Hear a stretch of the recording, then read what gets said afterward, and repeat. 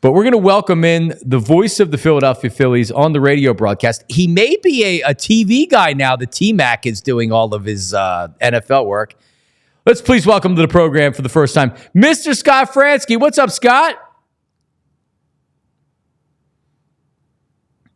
Can you hear me now? Now I can't hear him. No? Are we having technical problems here? You got me? Now I got you. What's up, brother? How you doing? Good. Are you starting a playoff beard? It looks like you have you're unshaven. Normally you're a clean shaven guy, Scott. Nah, some days, it's a radio thing, But you're doing more TV in September with T-Mac doing NFL stuff? I think I'm only doing a couple more. This tomorrow and Sunday. I think that's it. I don't think he's doing any more after that. Or he will, but probably after the season. Right. All right.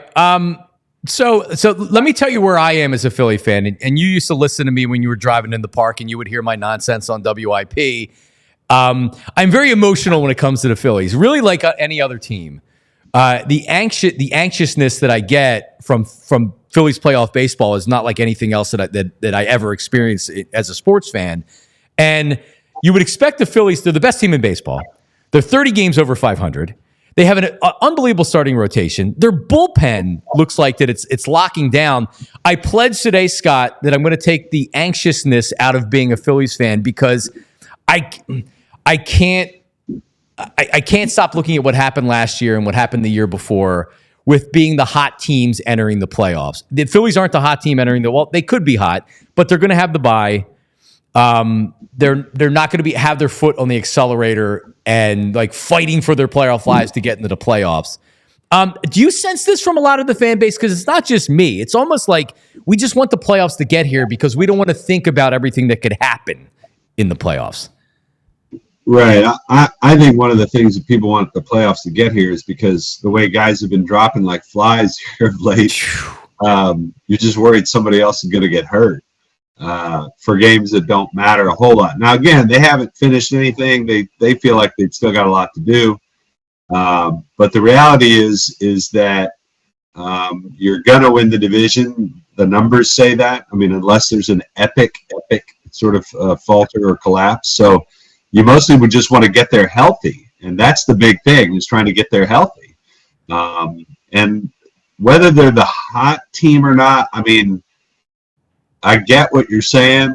I just think that nowadays, the way the baseball playoffs are constructed, you're going to have to live with some of that anxiousness, because until you survive in advance, you haven't survived and you haven't advanced, if you know what I mean. And whether it's a 3-game wild card series, a 5-game division series, 7-game LCS, that the Phillies should know from the experience of the last 2 years that, after winning the 2 games at home against Arizona, it's not over until you win the 4, right? And you've survived in advance. So I think there's always going to be some of that anxiousness, maybe more so for you because that's your personality. But correct.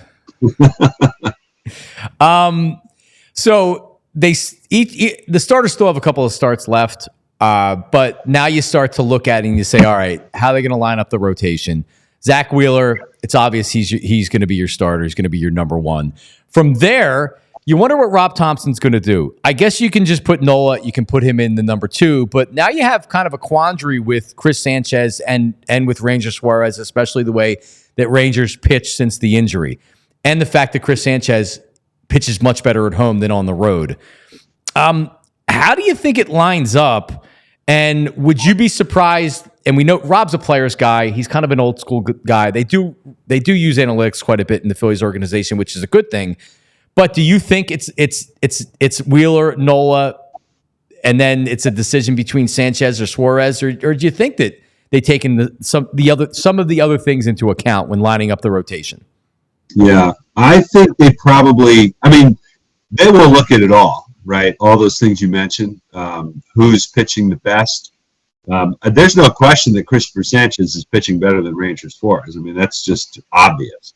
And the other part of it is, I mean, there's a lot of ways you can phrase it, if you will. We're going to let Sanchez go on this day in game 3 or game 2 because we want him at home. And we have no worries about Nola. We like having Nola as a big game guy in game 3 or whatever.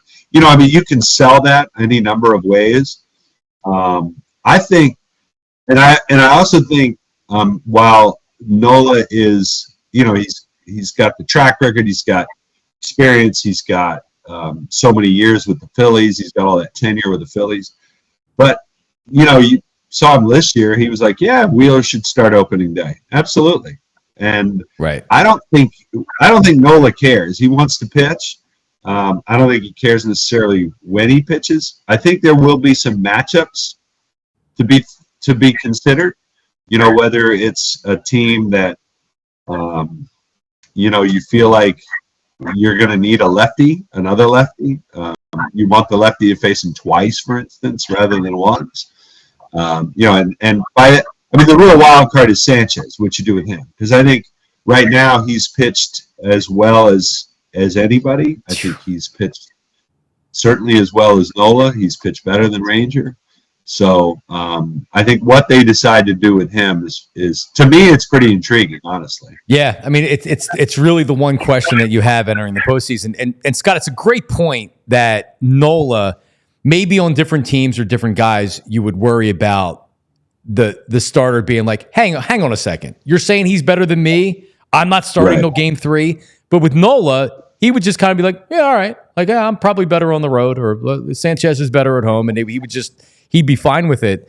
I think I definitely think the Phillies should, and then you're breaking up the righties and the lefties. I would start Sanchez game 2. He has been. Yeah. Tell me if you see when Cole Hamels was at his best, he could throw 2 pitches. He's getting strikeouts on changeups. Similar velocity when Cole was kind of in his prime, 93, 94, 95. Sanchez probably has a couple of ticks more on his fastball.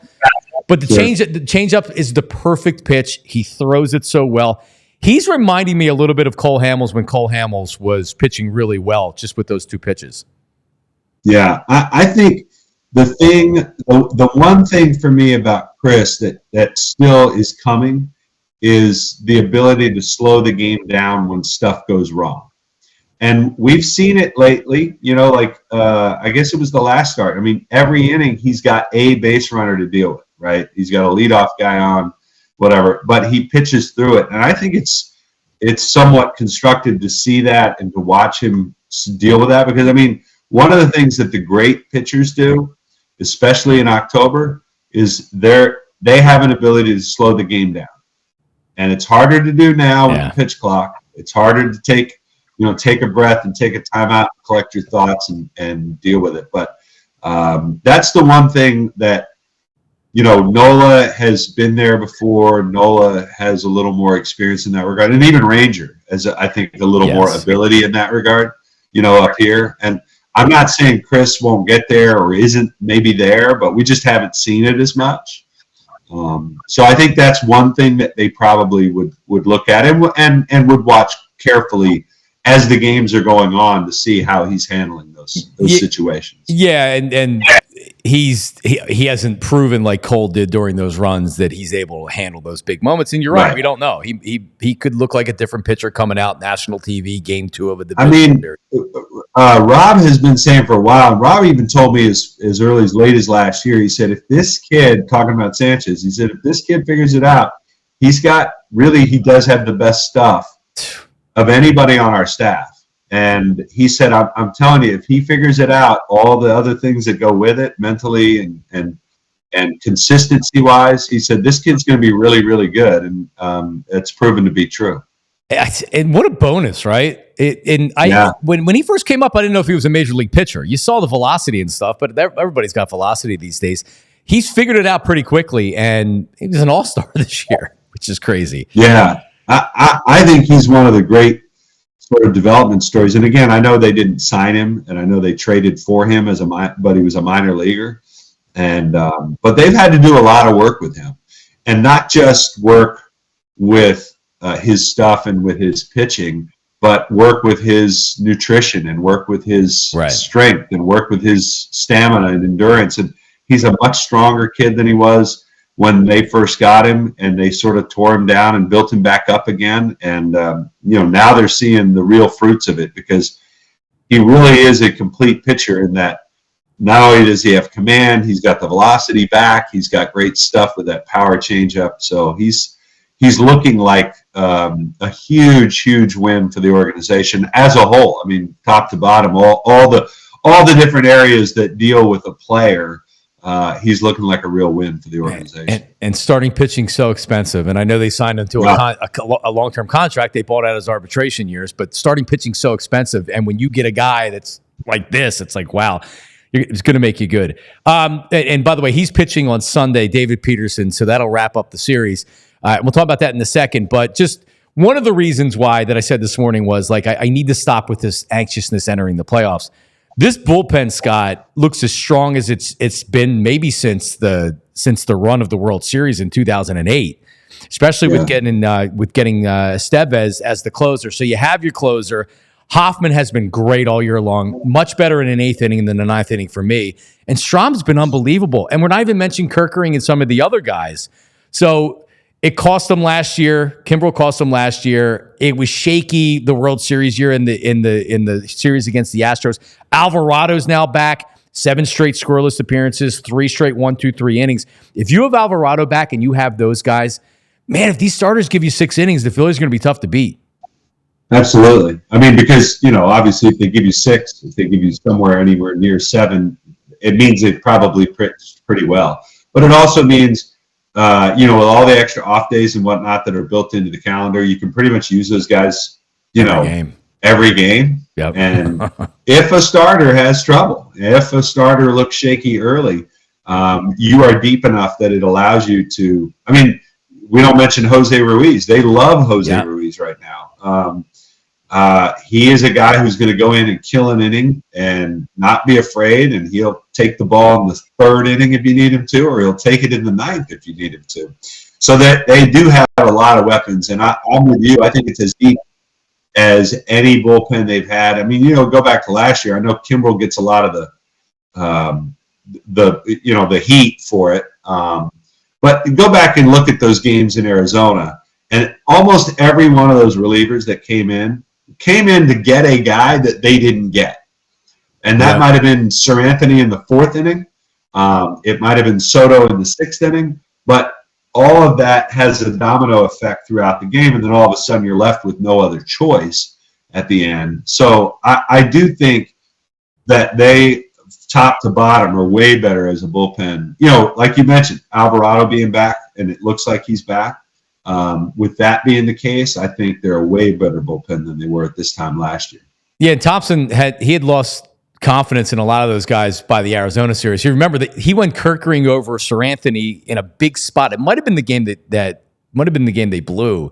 It's definitely in Arizona, and Kerkering really wasn't ready for the situation. I think he walked a couple of guys, but yeah, and he's pitching way better now than at any point we've seen him.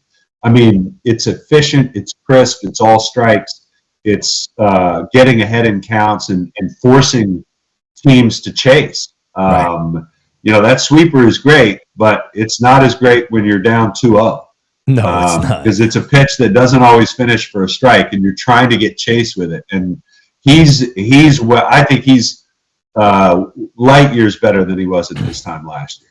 Yeah, agreed. All right, Scott Franzke, you have the Mets coming into town for 3. I think there's going to be a lot of Mets fans in Citizens Bank Park. It's going to feel like old times when the Phillies and Mets were both good. Got pretty rowdy down there at the bank.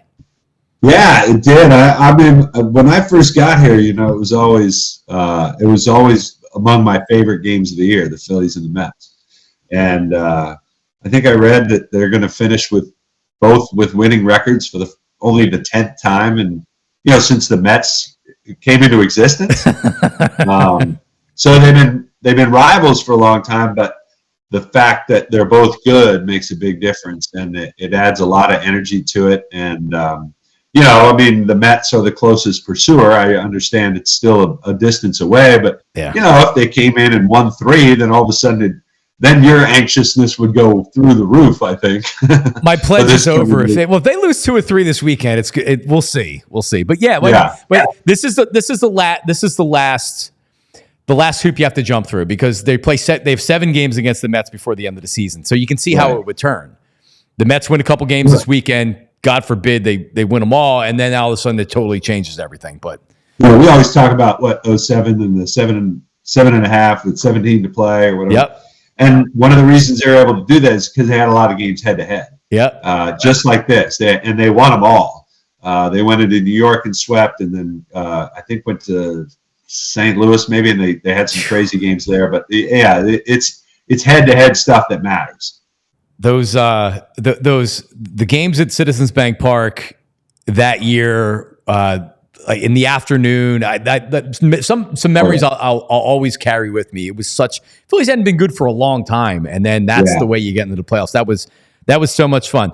How's life with Larry? How's he doing? I haven't talked to him. I'm sure he was very upset when Castellanos got thrown at. I heard some of that back and forth with you guys. Yeah, well, I think he was happy that the umpires handled it the way he thought that they should, which was diffuse the situation, eject the pitcher, and move on. And they didn't, there wasn't a whole lot of fanfare beyond that. So, he's good. He's great. We took him on the road for a regular season road trip, something he hasn't done in 8 years, I think. And it was fun to see him wandering around and trying to figure out when the bus time was and how to get from the hotel to the ballpark. And, all the hotels have changed. We've changed hotels from the last time he was out on the road. Oh, no. But he'll travel in the playoffs. So. Right.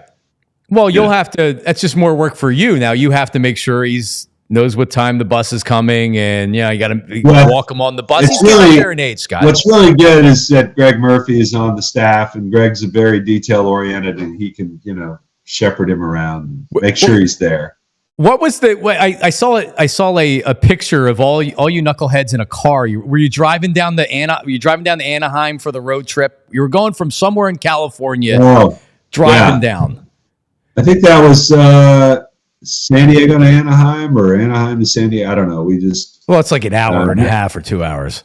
Yeah, I mean, it was a couple hours. I mean, we would have been on the bus or in a car. We could leave a little bit earlier if we get a car and stop at In-N-Out Burger and stuff like that. So that was the basic idea there. Well, Scott, I appreciate a few minutes, man. I know you're very busy.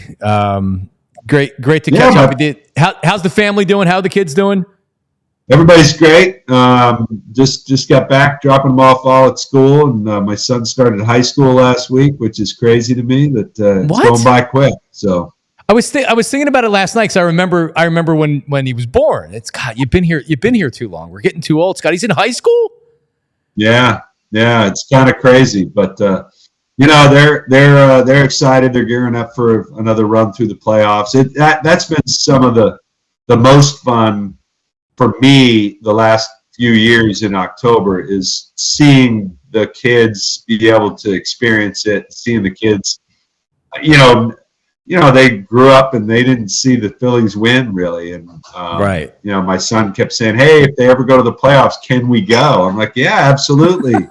Absolutely. And they finally get a playoff bid, and it turns out all 3 games are going to be in St. Louis on the road. So I got to buy 4 plane tickets and get them out to St. Louis at the last minute or whatever. Not this year. Well worth it for them to be able to experience it and see it and see what it's all about. And they're Philly fans all the way for sure. Yeah. So they were too young to remember the first run, I guess, huh? Yeah, my son was born in 2010, so he was an infant in the infant, in the baby waiting room or whatever when Doc threw his playoff no-hitter. But he doesn't have any memories of those days. Wow, that's amazing. He had memories of 199 losses or whatever in 2016. Pete McCannon lost it. The Pete McCannon era, where that's it's like me. I was a mid '80s, late '80s Philly. Like I remember the World Series. I was very young, but I'm a Steve Jeltz, Don Carmen, Kenny Howe Philadelphia Phillies fan. I'm a lot like your son. I grew up during a lot of bad Phillies times, so sure. We've earned this. Yeah, but he's enjoying the good stuff. That's for sure.